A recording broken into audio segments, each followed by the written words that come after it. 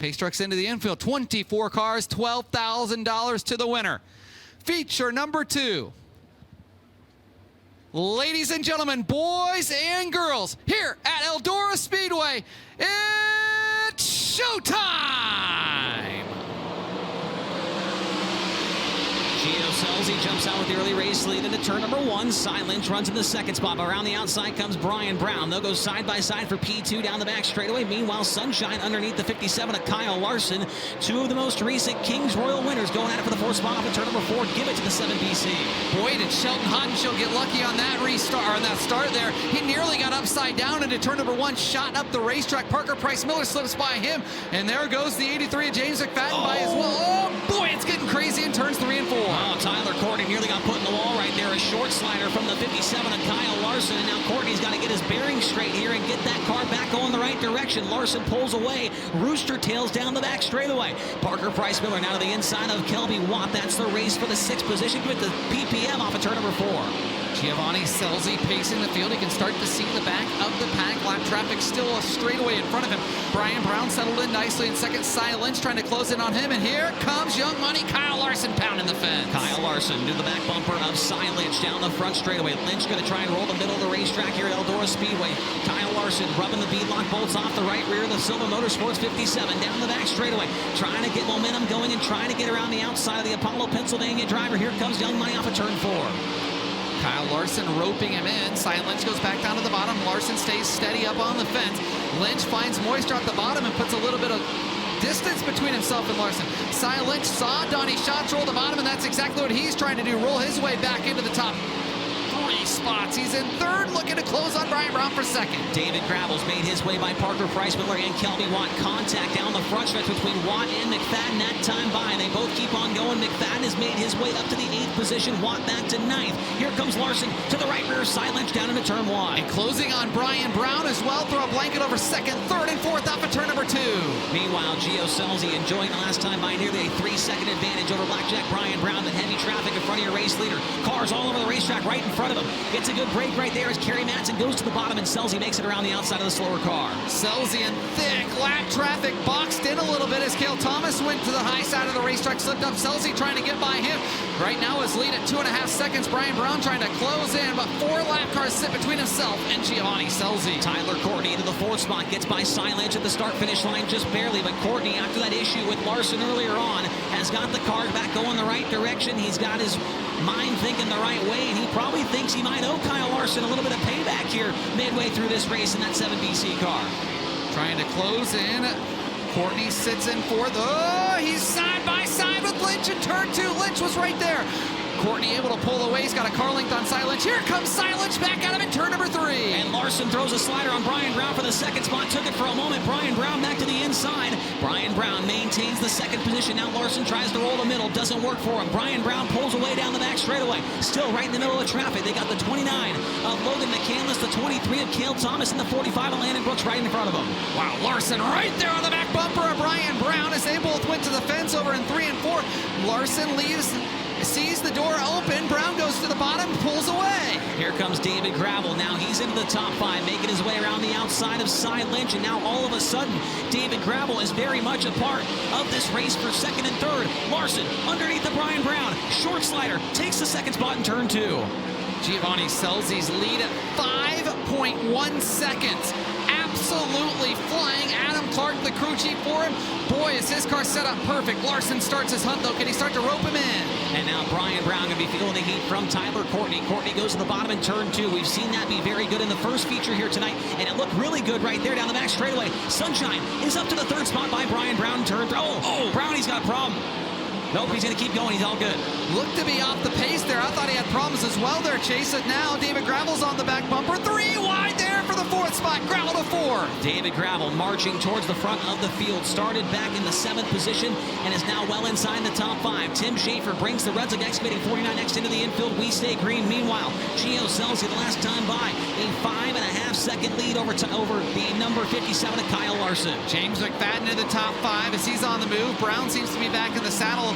I thought maybe something was wrong with the Casey's 21 as he's struggling over in 3 and 4th to the middle. James McFadden on the move though. McFadden McFadden in the 83 trying to close it on David Gravel as Giovanni Scelzi just absolutely running away and hiding in this one. Yeah, Brian Brown back to the 9th position, has the reverse lights on right now, and you can hear the backups going off on that car as the 7BC of Courtney makes his way around the outside of a slower car, Landon Brooks, but now Courtney maybe feeling some pressure from the number 2 car, David Gravel. Gravel trying to stand on the bottom step of the podium, down the back straightaway. Gravel closing in on the NOS Energy Drink number 7BC. Was Larson cutting into the lead, cut 0.8 of a second off of Gio's lead that time from 5.1 to 4.3. But with 5 laps to go this time by, Larson's going to have to find another gear. He's going to need a caution, or like you said, he's going to need to find something else, or go to another planet to pick up the speed that he needs to catch up to the 18 of Giovanni Scelzi. Meanwhile, David Gravel still not able to catch up to the 7BC of Tyler Courtney. Gio Scelzi this time by 4 laps away from his first career Eldora Speedway victory. Gio's been 2nd and 4th here at Eldora this year, a guy that's just been right at the doorstep of a win here at the Big E. Can he get 12 grand here tonight? Larson really closing in, cut another 0.8 off that lap by, but 3 to go, this time 5 for Hot Sauce. Kyle Larson getting by 2 lap cars right there in turns 3 and 4. The 27 of Emerson Axsom and 18T of Tanner Holmes. He's running out of time. Scelzi nearly clipped the wall on the backstretch that time by. Here we come, the 2 laps to go, and Scelzi looks to not be denied here tonight at Eldora Speedway. 3 wins for Giovanni Scelzi this year, all in World of Outlaws NOS Energy Drink Sprint Car Series action. Can he pick up another high limit when he picked up 50 grand with high limit racing a year ago? This time by, white flag will fly, 1 to go for Giovanni Scelzi. Larson has cut the lead in half. Now it's just 2.7 seconds. Too bad it's the white flag. 1 lap to go for Hot Sauce. He works to the top of the racetrack in turn number 1. Lap car of Ryan Timms a little sideways right in front of him. Boy. Wow, nearly gets put in the wall by Brian Brown. Close call on the final lap, but Gio Scelzi will get his first ever Eldora Speedway win. Wow, Larson close call for Gio Scelzi. Yeah, very close. Larson 2nd. Courtney 3rd, Gravel 4th, and Spencer Bayston finishes up in 5th.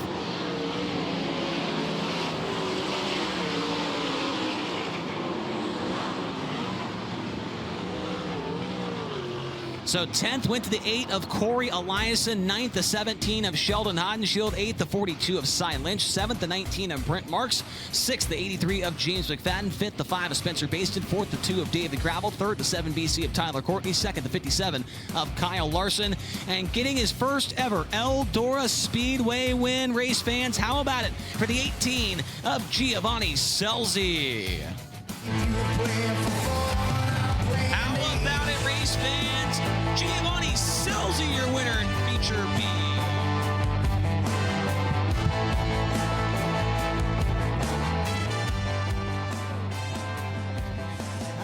There is Adam Clark, the crew chief on that KCP Racing 18. Girlfriend Maddie comes in. Might need some new glasses after that, but Gio Scelzi can afford it after a $12,000 win, Tony. All right, hey, you might have just put a dent in that old top wing. That's kind of emotion you show after getting your first ever feature victory at the Eldora Speedway. That race car looked phenomenally comfortable to drive. What was that like out there? Well, there's not enough beer in the state of Ohio to feed all my guys tonight, that's for sure. But, man, this is so cool. Unbelievable race car. You know, we didn't time great. Had a new motor in the car from Brian Morrison, and we just kept kind of chipping away at it, and put our Eldora setup in we had in May, and it paid off. So, man, this is so cool. I hope all my guys are making their way up here to victory lane. But it sucks to win on a Wednesday because you got to wake up and survive your hangover tomorrow. But that's what they make liquid IVs for, right? No, it's cool. I'm so proud of my guys. It's cool to win here finally. I feel like I really haven't been that close in the past. And when we came here in May, I was really good. But, you know, Justin Gibson, Bruce Logan, Ted's Body Shop, Hawkeye Truck Equipment, Hannafin Towing, Bertie Brand, Schoenfeld, Eric Carmen. It's his birthday today, so happy birthday. It's unbelievable to win in a place like this. And, you know, I get nervous for every single race, but this one was a bit different. I feel like, you know, it's not the final night of a big show, but to put yourself in position for tomorrow is really cool. Yeah, it's certainly not the final night. It's the first night, but how you build that momentum is very, very key. Over 5 second lead at one point. Larson was really starting to chip away at there at the very end, but going down the back straightaway, coming to the checker, you have a big moment with Brian Brown. What was going on in that final lap? Casey's General Store got in the front of me, but no, he's racing for position, you know, and obviously I didn't want to push the issue. I didn't have a great runoff too, and the cushion kind of got choppy there towards the end of the race and got harder to run, but I kept trying to run it harder and stay straight on both exits. I saw Don and all those guys work the middle of the bottom there in the last feature, and tried the bottom 1 and 2, worked really well one time and not so much the other time. time. So just tried to get going as hard as I could. I thought there'd be a lot of yellows in that race, but it worked out for us. It's not his first victory with Kubota High Limit Racing. He picked up $50,000 at Lakeside last year, but it's his first win here at Eldora Speedway. Ladies and gentlemen, Giovanni Scelzi! What a great run, and the emotion out here. I really do think we might need to check that top wing a little bit later on. I think he might have just plumb dented that thing. He was so excited smacking the top of it. Giovanni Scelzi goes from first to first. Adam Clark set up a pretty good-looking race car right there. Kyle Larson wasn't going to make it very easy on him. He started chopping wood there as the laps wound down. You were able to close into what was originally an over 5-second lead for Gio to down to just around 2 seconds. Did you need a yellow? What did you need for that race to go your way? I don't know if a yellow would have done much because he would have got to restart in clean air. It would have been difficult, but he did a really good job. Obviously in traffic, I couldn't see him for the majority of the race, but he must have did a really good job in traffic because the race before it looked like when the leaders caught traffic, they would just kind of stall out. But it seemed like when we all caught traffic, he got further and further away. And then finally there at the end, we were able to clear a couple cars and get really rolling for a few laps. But again, he did a great job, and my car felt really good. So I felt like it got better kind of as the race went on. So I was happy with that. So probably sitting okay for points. I think we'll probably be a pole of a heat race tomorrow. So just got to execute that and hopefully have a good showing tomorrow night. After starting 6th in this feature and being able to work your way up to 2nd, is there anything you can still chase on a race car that was working that well, or are you pretty happy with what you've got in this number 57? I don't know. I mean, I think the track will probably be quite a bit different, I would imagine, tomorrow. You probably just slicker across and less to lean on up top. So your car will need to be a little bit more into the racetrack at that point. So we typically do really well when it's got some moisture up by the wall. So but it was fun. It was technical through 1 and 2. My first time here this year without the 2-inch wicker bill, so traffic is definitely a lot slicker. So you just got to kind of mind your wheel spin some and really search for kind of clean air. So it makes it fun and difficult. But again, congrats to Gio. Thanks everybody on this team, and we'll try and get him tomorrow. Kyle Larson takes the Roto-Rooter colors from 6th to 2nd here tonight in what he describes a fun and challenging Group B main event. Tyler Courtney coming home in 3rd place. You've had a great Kubota High Limit Racing Championship season to this point, sitting 2nd in points, coming behind Brad. But this weekend, this event, these 2 nights are very different. What goes into preparing for 2 and realistically 4 nights at the Big E for your team? It all goes into it. You build your calendar at the beginning of the year. This weekend, Knoxville in August, and a few other weekends sprinkled out are ones you circle and just really prepare for. Luckily we had a couple weeks off and had 1 race at Portsmouth, but gave us some time to go back home and refresh our stuff and refresh ourselves and get this Monster Energy drink car back in pristine condition and come here for a big weekend of sprint car racing and start off tonight really good and put ourselves in a good spot for tomorrow to hopefully put our Monster Energy drink LA's Custom Trailer Inspired car up front. And before they grab you for the podium photo, tell me about the sliding around right there with Kyle Larson. What was that race like? He's always going to make it close on me. He doesn't give me an inch, but I'm not going to give him an inch back. It's a lot of fun racing with Kyle, and they started off a little bit slower than they normally do this year, but they're definitely turning on when it comes time to call, and he'll be good all weekend. And I think. That right there was probably the race for 2nd, if not the win, early on in the race to get yourself spread out and be able to go and do your own thing, especially with no cautions. That made it tough. So whatever you get there at the beginning was really important.